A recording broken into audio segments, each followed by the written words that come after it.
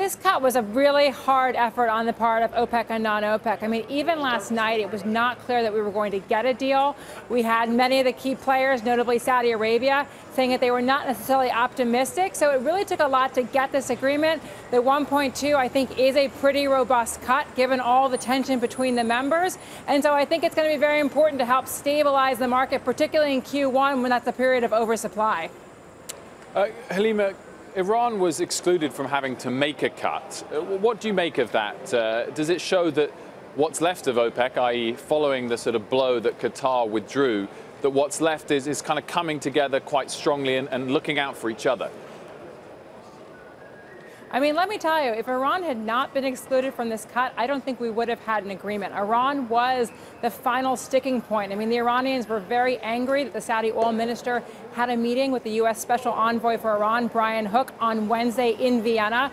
It injected a level of politics into this meeting. And so really getting that exemption for Iran, I think, was absolutely essential to getting them part of this deal. But the Iranian oil minister, he walked out, all smiles in an interview with Brian Sullivan. And so I think they all leave here today feeling relatively good about this agreement.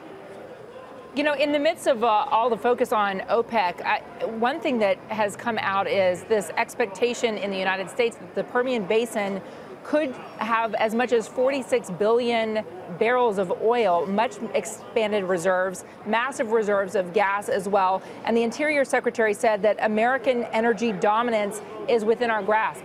Is America capable of putting so much oil on the market now that it sort of detracts from whatever OPEC and its allies decide to do?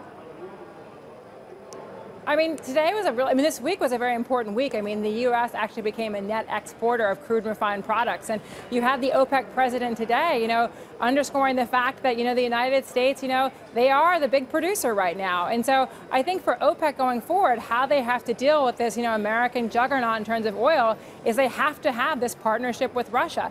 And in many respects, it's become a market with three key players, the United States, Saudi Arabia, and Russia. And I think that's going to be the way it is going forward for some time. Helima, in terms of the sort of geopolitical bids to oil in the course of 2018, do you think there was more than normal, and what do you expect for 2019?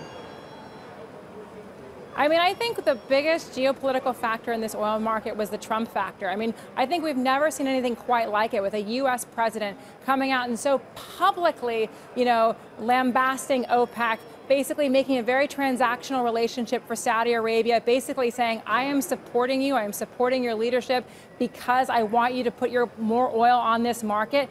In the past, you had U.S. presidents quietly asking Saudi Arabia to keep the market balanced. Now you have the U.S. president, publicly tweeting against OPEC. And I think everybody in OPEC is waiting to see what President Trump does next. Is he going to be quiet after this agreement, or is he going to take to social media and criticize OPEC?